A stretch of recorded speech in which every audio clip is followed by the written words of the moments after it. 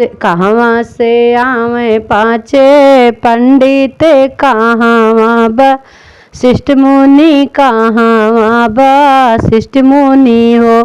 सखी हो कहाँ से आवे भगवान ओ सानी माई के पूजे ओ सानी माई के पूजई हो। कहवा से आवे पाँच पंडित काउर वशिष्ठ मुनि और वशिष्ठ मुनि हो। सखिया कहाँ से आवे भगवान ओ सानी माई के पूजे ओ सानी माई के पूजई हो। पूर्व से आवे पाँच पंडित और वशिष्ठ मुनि और वशिष्ठ मुनि हो। सखी हो ऊपरा से आवे भगवान ओ सानी माई के पूजे ओ सानी माई के पूजई हो। कहवा से आवे पाँच पंडित और वशिष्ठ मुनि और वशिष्ठ मुनि हो। सखिया कहाँ से आवे भगवान ओ सानी माई के पूजे ओ सानी माई के पूजई हो। कहवा बैठाऊ पाँच पंडित और वशिष्ठ मुनि और वशिष्ठ मुनि हो। सखी हो कहाँ बैठऊ भगवान ओ सानी माई का पूजे ओ सानी माई का पूजई हो। कहवा बैठऊ पाँच पंडित और वशिष्ठ मुनि और वशिष्ठ मुनि हो। सखी हो कहाँ बैठऊ भगवान ओ सानी माई का पूजे ओ सानी माई का पूजई हो।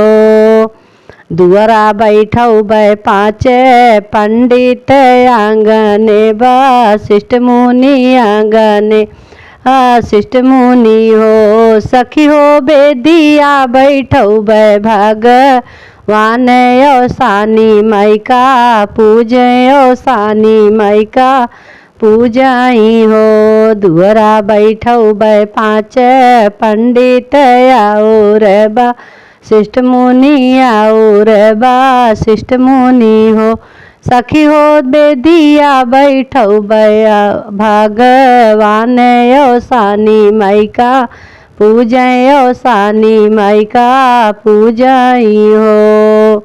कहवा से आवे पाँच पंडित और वशिष्ठ मुनि और वशिष्ठ मुनि हो। सखिया कहाँ से आवे भगवान ओ सानी माई का पूजे ओ सानी माई का पूजई हो।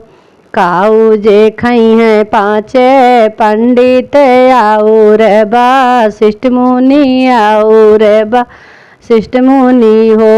सखिया काऊ जे खई है भगवान ओ सानी माई का पूजी है ओ सानी माई का पूजिहाई हो। पूड़ी जे सब्जी खई है पाँच पंडित और वशिष्ठ मुनि और वशिष्ठ मुनि हो। सखिया गुड़ चना लाई लई है भगवान ओ सानी माई का पूजी है ओ सानी माई का पूजिहाई हो। पूड़ी और सब्जी खई है पाँच पंडित और वशिष्ठ मुनि और वशिष्ठ मुनि हो। सखिया गुड़ चना लाई भगवान ओ सानी माई का पूजी है ओ सानी माई का पूजिहाई हो। काऊ जे दई है पाँच पंडित और वशिष्ठ मुनि और वशिष्ठ मुनि हो। सखिया काऊ जे दई है भगवान वान ओ सानी माई का पूजय ओ सानी माई का पूजाई हो। धन दाओ लतिया दई हैं पाँचे पंडित आओ रे बा शिष्ट मुनि आओ रे बा शिष्ट मुनि हो। सखिया धन दौलत दई है भगवान सुहाग आव सानी मई सुहाग आव सानी मैया हो।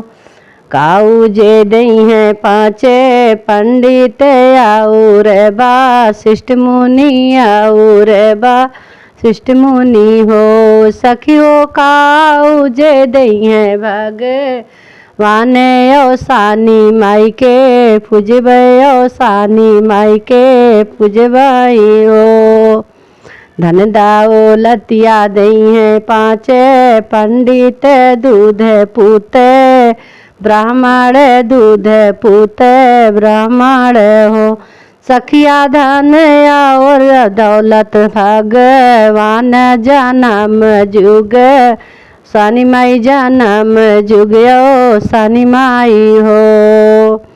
कहाँ से आवे पाँचे पंडित आओ रे बा शिष्ट मुनि ओ रे बा शिष्ट मुनि हो।